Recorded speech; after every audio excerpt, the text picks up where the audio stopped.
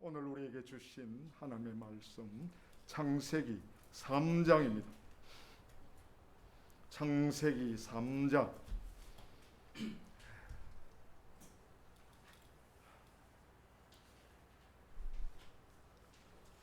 창세기 3장 1절로 6절까지.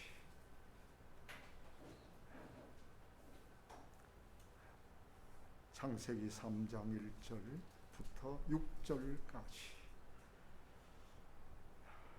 우리 교독하도록 하겠습니다. 한 절씩 제가 먼저 읽고 우리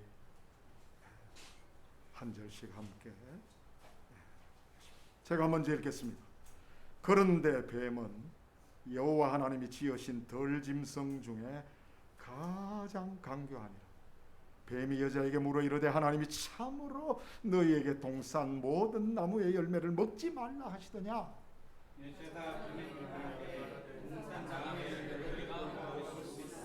동산 중앙에 있는 나무의 열매는 하나님의 말씀에 너희도 먹지도 말고 만지지도 말라 너희가 죽을까 하노라 하셨느니라. 여자에게 이르되 너희가 결코 죽지 아니하리라. 너희가 그것을 먹는 날에는 너희 눈이 밝아져 하나님과 같이 되어 선악을 알 줄 하나님이 아심이니라. 여자가 그 나무를 본 적 먹음직도 하고 보암직도 하고 지혜롭게 할 만큼 탐스럽기도 한 나무인지라. 여자가 그 열매를 따먹고 자기와 함께 있는 남편에게도 주매 그도 먹은지라. 아멘. 자기와 함께 있는 남편에게도 주매 라는 제목을 가지고 우리 이춘성 전도사께서 말씀을 주시겠습니다. 경청하시기 바랍니다.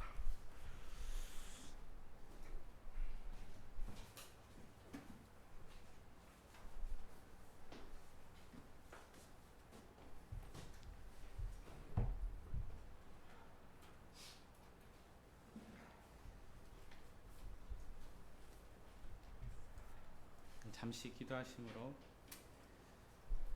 말씀 듣는 시간 갖도록 하겠습니다.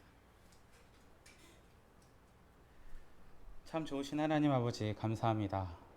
오늘도 우리에게 생명 되신 주의 말씀을 또 듣게 하시고 그 앞에 서서 또 경청하게 하시니 감사합니다. 우리 마음을 열어주시고 우리의 굳은 마음이 있다면 이 자리에서 풀어주시고 그 말씀이 우리 마음판에 새겨질 수 있도록 역사하여 주옵소서. 모든 걸 주님께 맡깁니다. 예수 그리스도의 이름으로 기도드립니다. 아멘. 네. 오늘 제목이 그렇죠?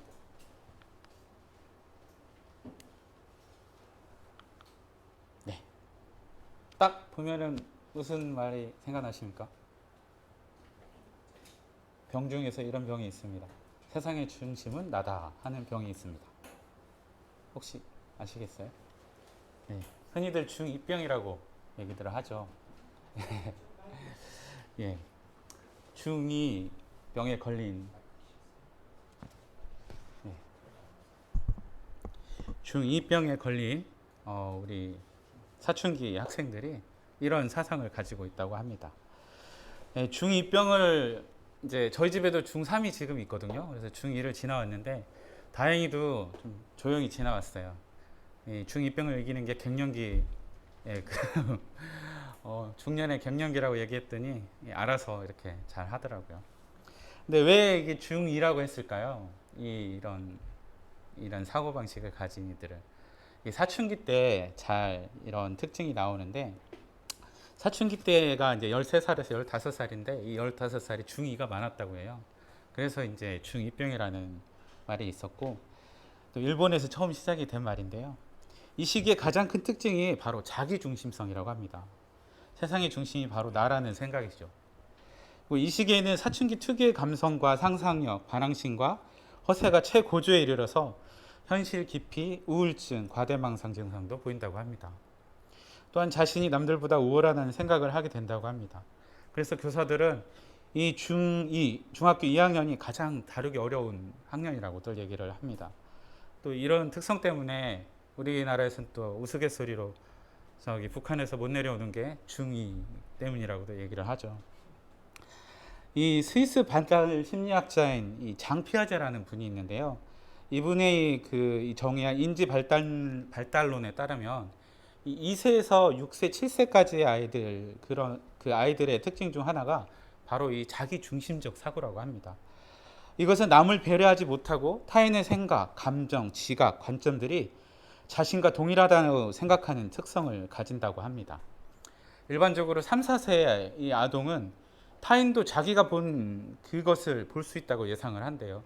그러니까 정반대쪽에 있는데도 내가 본 그것을 반대쪽에 있는 사람이 똑같은 걸 본다고 생각한다는 것입니다. 또 실험을 통해서 이 시기의 아이들이 이 타인의 시각에서 보는 그 조망을 이렇게 타인이 이렇게 보는 것들을 이렇게 추론할 수 있는 그런 조망 수용 능력이라고 있는데 이것을 가지고 있지 못하다고 합니다.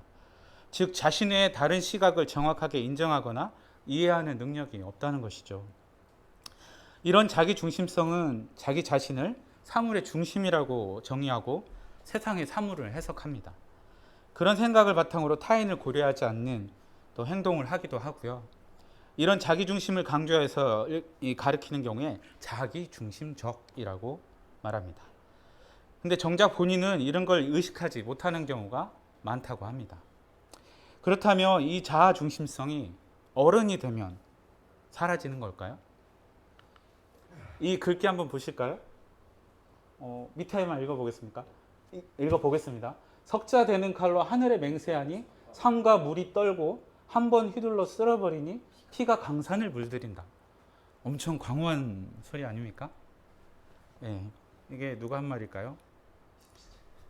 네, 한산섬 달배학은 밤에 긴 칼 옆에 차고 하는 그 긴 칼 있죠? 이순신 장군. 그 긴 칼에 쓰여진 말이라고 합니다.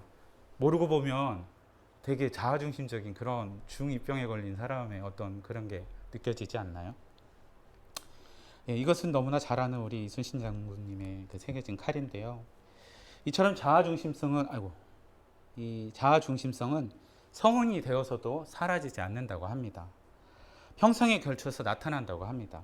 유아기를 지나 사춘기에 이르면 절정에 이르렀다가 어른이 되면 이게 수그러드는 거라고 합니다. 그게 이제 성인이 되면서 인지 능력이 생겨서 사실 그런 거라고 합니다. 인간의 이런 이 자아중심적인 생각이 사실 어디로부터 기인했는지는 잘 모르지만 이제 오늘 본문 속에서 볼 이 사람은 정말 자기밖에 몰랐던 사람입니다. 이 다른 사람을 인지하지 못해서가 아니고 유일하게 그 사람밖에 없던 시대에 살던 사람입니다. 네, 바로 아담인데요. 오늘 본문 창세기 2장으로 먼저 넘어가 보겠습니다. 잘 아시겠지만 하나님께서는 창조의 6째 날에 흙으로 사람을 만드셨습니다. 그리고 에덴을 창조하시고 거기에 사람을 두셨다고 말씀을 말합니다. 또 그곳을 가꾸게 하셨죠. 그리고 하나님은 그 사람에게 이렇게 말씀하셨습니다. 여호와 하나님이 그 사람에게 명하여 이르시되 동상 각종 나무의 열매는 내가 임의로 먹되 선악을 알게 하는 나무의 열매는 먹지 말라. 내가 먹는 날에는 반드시 죽으리라 하시니라. 이것을 현대 성경으로 같이 한번 읽어보실까요? 하나님은 동산의 모든 열매를 먹어도 되지만 그렇지만 무엇이 나쁜 것인지 알게 해주는 나무 열매는 따먹어서는 안 된다. 내가 그 열매를 따먹는 날에는 죽음을 면치 못할 것이다. 네, 죽음을 면치 못할 것이다 라고 말씀하십니다. 하나님은 동산의 모든 열매를 먹어도 되지만 유일하게 그 선악을 알게 하는 나무 열매는 먹지 말라고 하셨습니다. 심지어 생명나무의 열매도 금하지 않으셨습니다. 우리가 흔히들 오해할 수가 있는데 이 말씀을 보면 금한 건 딱 한 가지입니다. 선악을 알게 하는 나무. 정말 딱 하나였습니다. 하나님께서 금하신 그 이유를 하나님은 그것을 먹으면 죽음을 면치 못하고 반드시 죽으리라 라고 하셨기 때문입니다. 반드시 죽기 때문이란 거죠. 선악을 알게 하는 나무라고 해서 우리는 이 열매를 선악과라고 합니다. 어떤 이들은 이렇게 묻습니다. 선악과를 안 만들면 되지 왜 만들어서 라고 전능하신 하나님이 그 열매를 따먹을 줄 미리 아셨으면서도 왜 전지하신 하나님께서 그걸 모르셨을까요? 그걸 아셨으면서도 왜 그 나무를 만드셨을까? 라고 얘기를 합니다. 여러분도 그렇게 생각하시나요? 저도 한때 그렇게 생각했습니다. 누구나 해볼 수 있는 생각입니다. 그 선악과의 효능이 무엇입니까? 선악을 아는 것입니까? 아니죠. 그랬다면 그걸 먹고 난 후에 인간은 더욱더 선하신 하나님을 택해야 했을 것입니다. 그러므로 선악을 알게 하는 것, 그것이 그 열매가 주는 효능이 본질이 아닙니다. 먹으면 죽는다. 이게 선악과의 효능의 본질입니다. 선악과가 주는 효능에만 마음이 가 있고 먹으면 죽는다. 저 말은 간과했던 것이죠. 우리도 같습니다. 하나님의 복에만 마음이 가 있지 하나님의 정의, 곧 심판에 대한 하나님의 경고는 마음에 담지 않는 것 말입니다. 제가 일부러 먹으면 죽는다를 작게 해놨습니다. 우리 마음이 이렇죠. 위에 효능에만 관심이 있는 거죠. 지금 이 아담과 하와도 똑같은 그런 마음이라는 생각이 들어서 제가 이렇게 해봤습니다. 전지하신 하나님께서 선악을 알게 하는 나무를 왜 만드셨는지 우리는 정확히 알지 못합니다.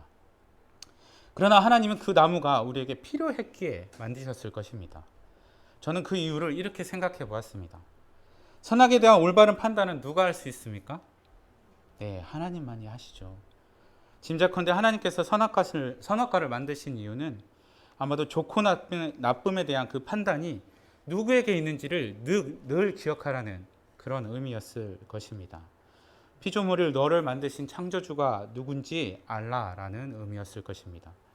전도서에서 지혜자가 깨달은 것도 바로 같은 말이죠. 한번 같이 읽어볼까요? 너는 청년일 때 너의 창조주를 기억하라. 예, 전도서 12장 1절의 말씀입니다.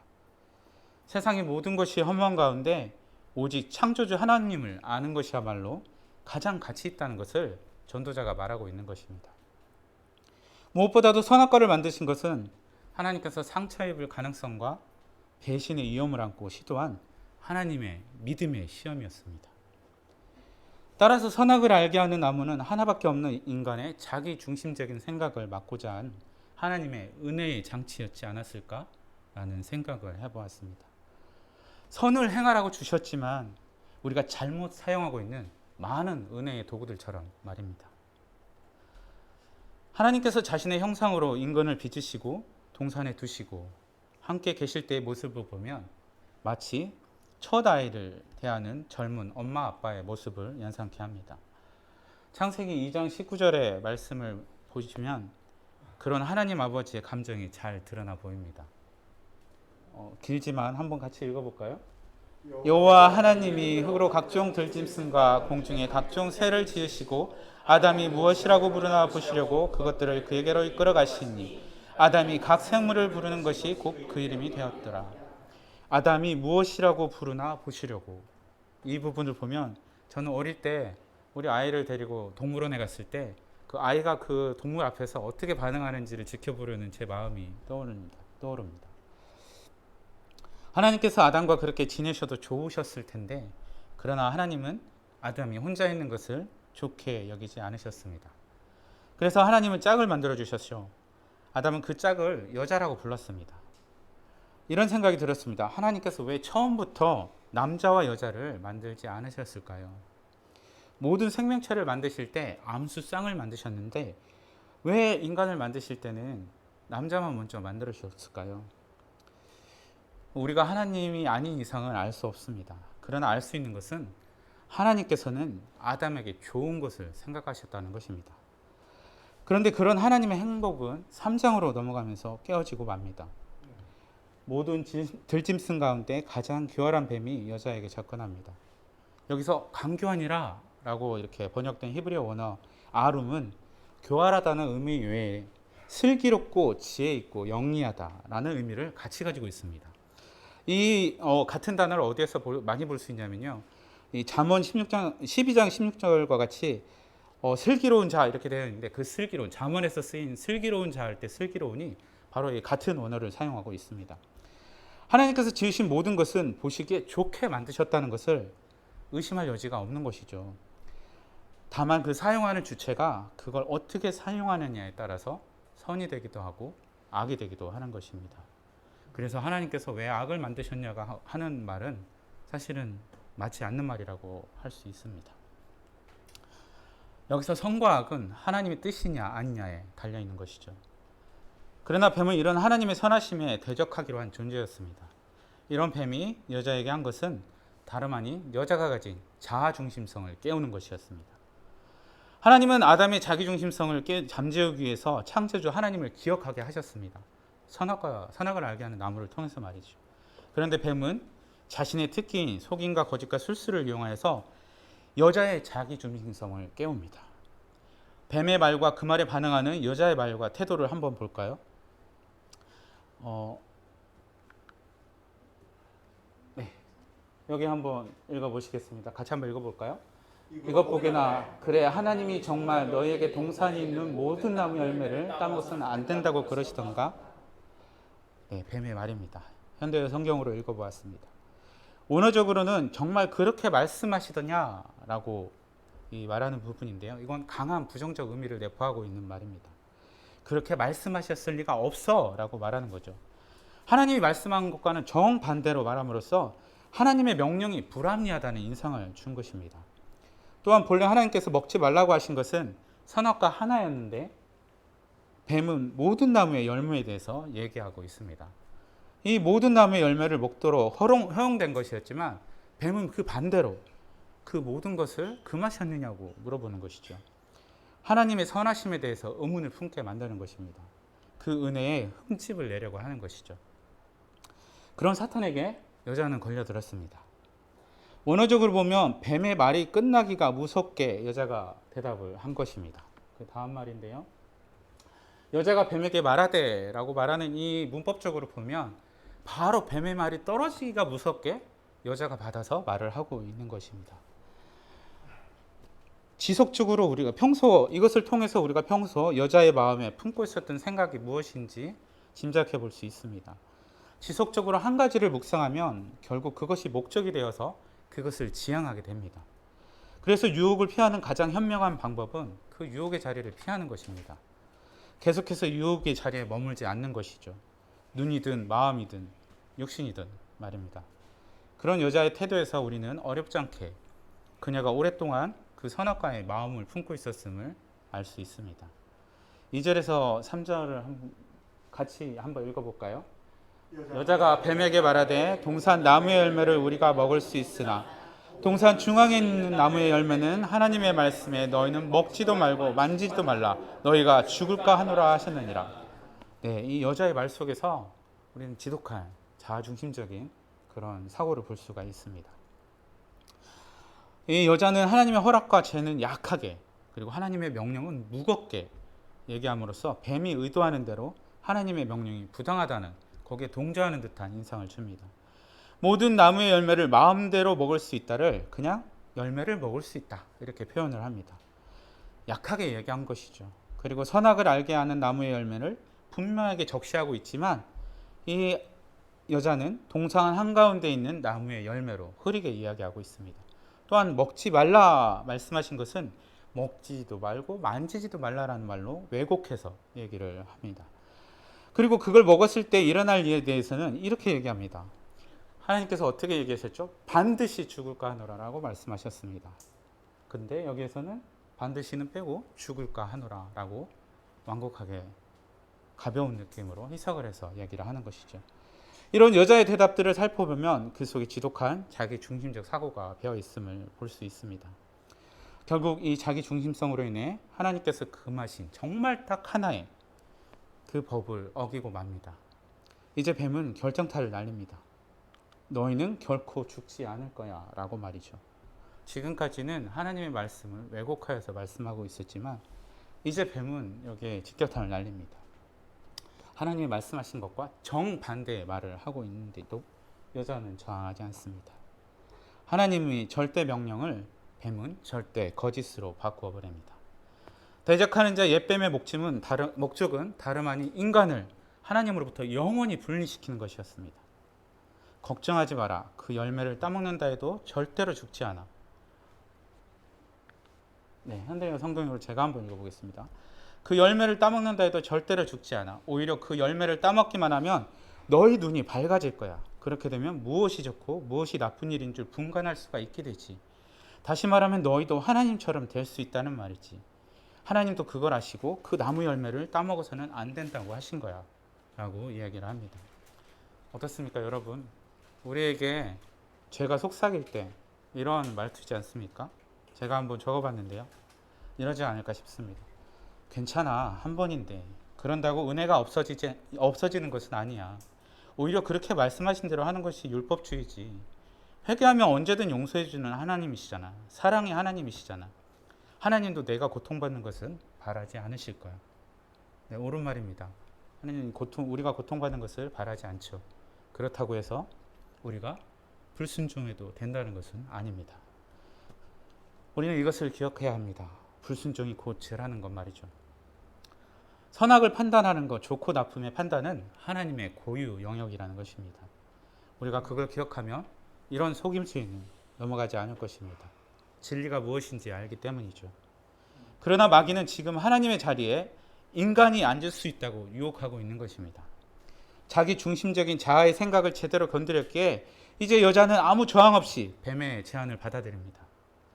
여자가 선악과를 따먹은 것은 뱀의 설득만이 아니라 그 중에는 충만한 자기 중심적인 사고가 있었던 것입니다. 이제 3장 6절의 말씀을 보겠습니다. 여기가 제가 말씀드리고자 하는 핵심인데요. 이제 우리는 완전히 하나님을 잊어버리고 오로지 자신만 생각하는 인간들의 모습을 보게 됩니다. 한번 같이 읽어볼까요? 여자가 그 나무를 본즉 먹은직도 하고 보암직도 하고 지혜롭게 할 만큼 탐스럽기도 한 나무인지라. 여자가 그 열매를 따먹고 자기와 함께한 남편에게도 주매 그도 먹음지라. 먹음직도 하고 보암직도 하고 지혜롭게 할 만큼 탐스럽기도 한, 이 말에서 생각나는 말씀이 혹시 있으실까요? 네, 요한 1서의 말씀이죠.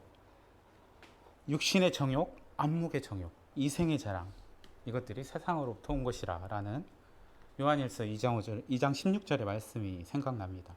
결국 여자와 남자는 자기 자신에게 몰두함으로써 그토록 기억하라고 하신 하나님을 잊어버립니다. 오직 자신의 욕구에 따라 행함을 볼 수가 있죠.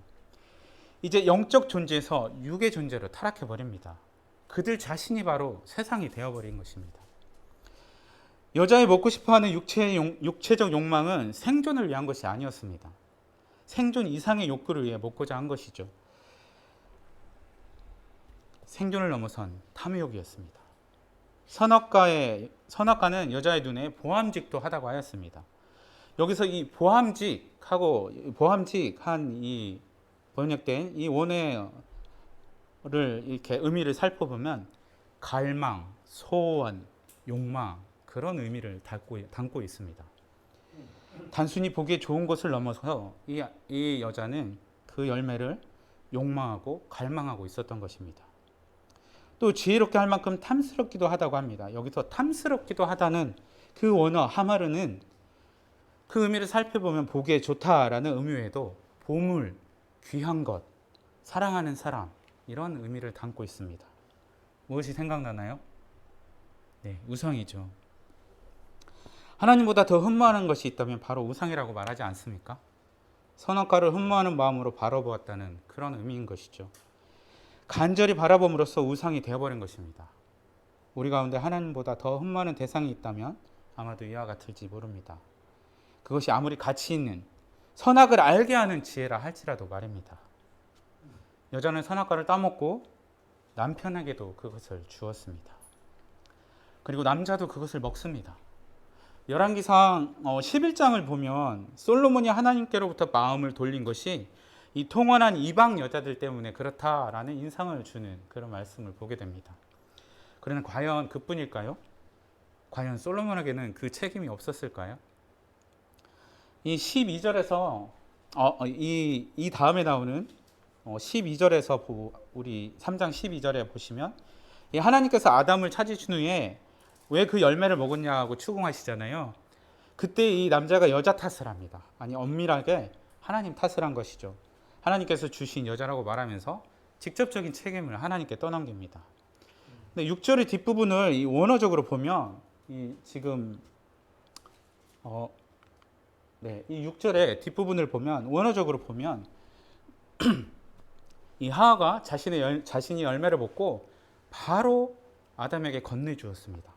그리고 아담도 그걸 받자마자 바로 먹은 것으로 문법적으로 해석을 할 수가 있습니다. 그것을 먹으면 어떻게 되는지 아는데도 남자는 여자가 주는 그것을 의심 없이 먹습니다. 그것은 곧 아담이 하와 곁에 바로 있었다는 것을 의미하고요. 또한 그것은 뱀이 하와에게 속삭이는 동안 하와와 같이 있었다는 것을 의미합니다. 뱀이 어떻게 하와에게 얘기했는지 우리는 그 방법을 알지는 못합니다. 그러나 적어도 이 하와가 뱀에게 하는 이야기는 아담이 들을 수 있었겠죠. 근데 그것을 들은 아담은 하와를 제재하지 않았습니다. 정정해주지도 않았죠. 선악을 알게 하는 그 나무의 열매를 먹으면 반드시 죽을 것이라는 하나님 말씀을 직접적으로 전해드린 것은 바로 아담이었습니다. 하와에게 전달을 했는지 하나님께서 하와에게 다시 말씀하셨는지 우리는 알지 못합니다. 그러나 어쨌든 간에 그것을 직접적으로 전했건 아니면 그것을 같이 들었건 이 직접적인 책임은 바로 아담에게 있음을 우리는 분명히 알 수 있습니다. 우리도 우리의 잘못을 다른 사람 탓으로 돌릴 때가 참으로 많습니다. 그건 역시 상황을 자기 중심적으로 해석하고 또한 반응하기 때문은 아닐까 생각을 해보았습니다.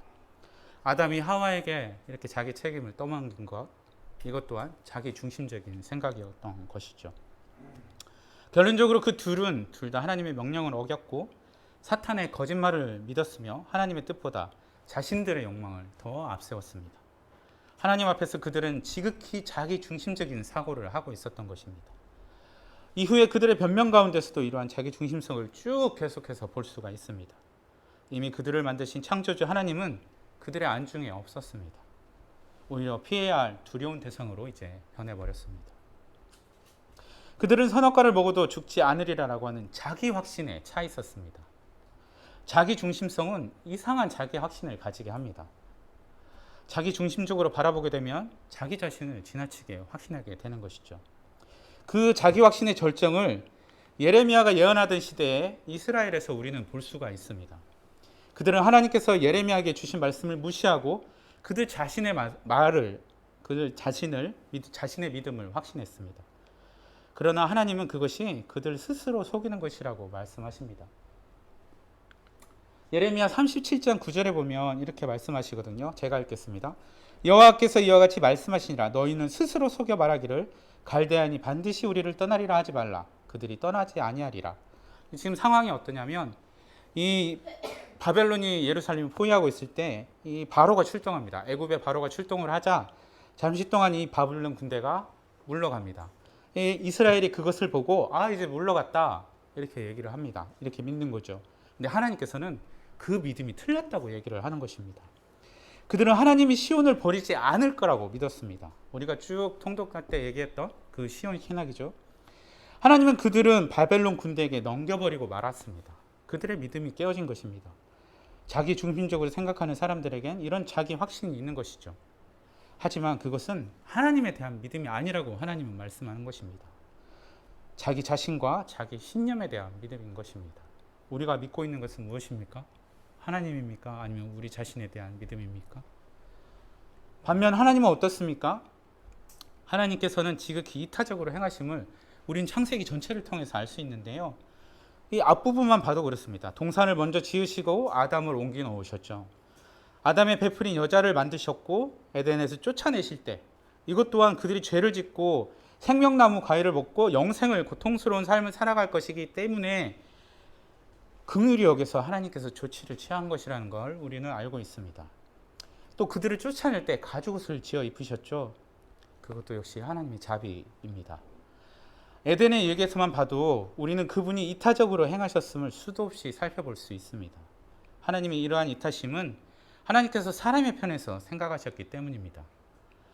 히브리서 기자는 시편 8편 4절과 6절 사이를 인용하면서 하나님의 은혜에 이렇게 표현을 합니다. 같이 한번 읽어보실까요? 그러나 누구인가 어디에서 증언하여 이르되 사람이 무엇이기에 주께서 그를 생각하시며 인자가 무엇이기에 주께서 그를 돌보시나이까.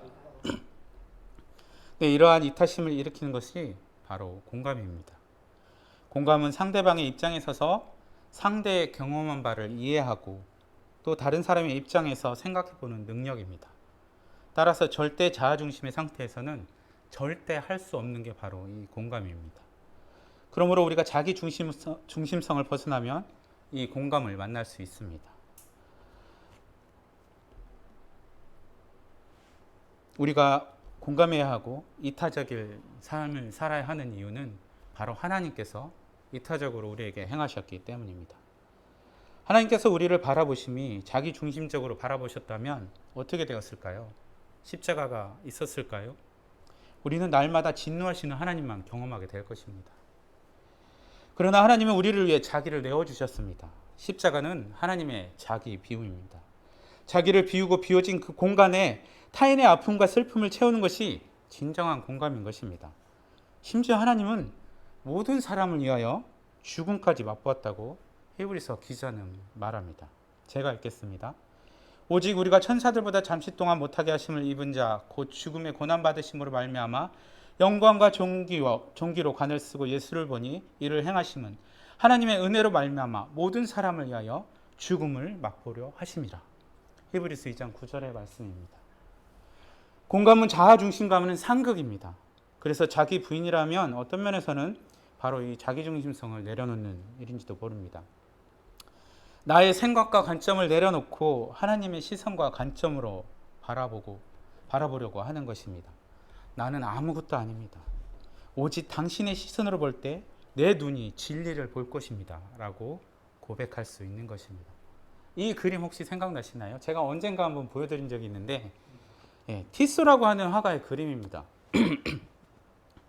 근데 관점이 특이하죠? 어디서 보고 있는 것 같습니까? 네, 십자가입니다. 이 밑에 있는 작은 게 예수님의 발입니다. 못 박힌 발인데요. 여러분들의 시선이 십자가의 주님과 같은 시선으로 본다면 지금 여러분은 무엇을 보고 있습니까? 주님의 시선으로 보면 슬퍼하는 사람들의 모습이 보입니다. 고통받는 이들의 고통이 느껴집니다. 죄악에서 허덕이는 사람들의 안타까움이 느껴집니다. 그리고 그 중에 하나는 바로 나라는 것을 알게 되죠. 자기 중심의 시선이 아닌 주님의 시선으로 볼 때 그 안에서 하나님의 마음을 발견할 수가 있습니다. 그 몇 번 설교 시간에 언급이 되었지만 일명 황금의 입이라는 별명을 가진 이 3, 4세기에 걸쳐 살았던 요하네스 크리스토무스라는 교부가 있습니다. 그는 성경에 매우 해박한 사람이었는데요. 2년 동안 동굴에서 성경만 읽었다고 합니다. 요하네스가 우리가 슬플 때에도 우리의 마음은 복음의 진리를 기억해야 한다고 얘기를 합니다. 그는 또 슬퍼하는 사람과 함께 슬퍼하는 것이 중요하다고 말을 합니다. 로마서 강해에서 그는 함께 우려야 할 이유를 이렇게 말합니다. 기쁨과 슬픔을 서로 나누는 것만큼 사랑을 강하게 묶어주는 것은 없기 때문이다. 여러분은 홀로 어려움을 겪지 않습니다. 따라서 동정하는 일을 멀리하지 마시기 바랍니다. 그가 강해했을 로마서 12장 15절의 말씀을 같이 한번 읽어볼까요? 함께 즐거워하고 우는 자들과 함께 울라. 네, 로마서 12장 15절의 말씀 많이들 들으셨죠? 그리고 사도행전 강해에서 그는 이렇게 말합니다. 영원히 쉽게 동정하도록 하자. 다른 사람의 슬픔을 어떻게 공감할지 아는 마음을 갖자. 냉정하거나 잔인하면 안 된다. 여러분은 위안을 줄 수 없지만 일어난 일에 대해 울고 통곡하고 슬퍼하라 라고 말을 합니다. 얼마나 많은 부조리와 폭력들이 이 자기 중심성에 의해서 일어나고 있는지 모릅니다. 수많은 학교 폭력과 학부모의 갑질 민원으로 인해 교사가 스스로 목숨을 끊는 일들, 그런 것들이 뉴스에 많이 나옵니다. 또 뉴스들이 앞다투어 보도하는 불특정 다수에 대한 그런 폭력과 약자를 향한 폭력 등도 있죠. 우리는 심지어 이러한 상황을 바라보는데도 자기 중심적인 시각으로 바라봅니다. 그 이면의 아픔과 상처 그리고 부조리에 대해서는 우리가 생각해 보지 못합니다. 우리가 다 잘해서 비난받는 것이 없을까요? 우리는 모르지만 우리에게 상처받는 누군가는 우리의 입장에서 우리를 이해하고 노력했고 그 결과 우리의 잘못이 분명한데도 불구하고 우리를 용서했을지도 모릅니다. 그래서 우리가 비난받지 않는 것인지도 모릅니다. 나 하나가 세상을 바꿀 수는 없습니다. 그러나 우리 자신만을 위하는 이 자기 중심성에서 벗어나 조금 더 타인의 존재와 가치에 대해서 생각하게 된다면 사회는 급진적이진 않지만 조금씩 변해가게 될 것입니다. 우리가 먹어야 할 열매, 또 곁에 있는 우리 사랑하는 가족들에게 전해야 될 열매는 하나님과 같이 되고자 하는 그 탐욕의 열매가 아닙니다. 그것은 하나님이 금하신 열매입니다. 우리가 먹고 또 우리가 사랑하는 우리의 가족들, 또 우리의 이웃들, 친구들에게 주어야 될 열매는 바로 공감이라고 하는, 이해라고 하는 이타적인 사랑의 열매입니다. 자기 중심성에서 벗어나 주님의 시선으로 바라보십시오. 하나님으로부터 분리되도록 한 자기 중심성에서 벗어나는 것, 하나님으로부터 분리되도록 한 것은 사탄의 꼬임도 아니고 바로 우리 안에 있는 자기 중심성입니다. 그것이 우리 주님이 그 중심성에서 벗어나는, 자기 중심성에서 벗어나는 것, 그것이 우리 주님이 그분의 피로 열어주신 하나님과의 관계 회복의 길로 나아가는 첫걸음임을 기억하셨으면 좋겠습니다. 기도하시겠습니다.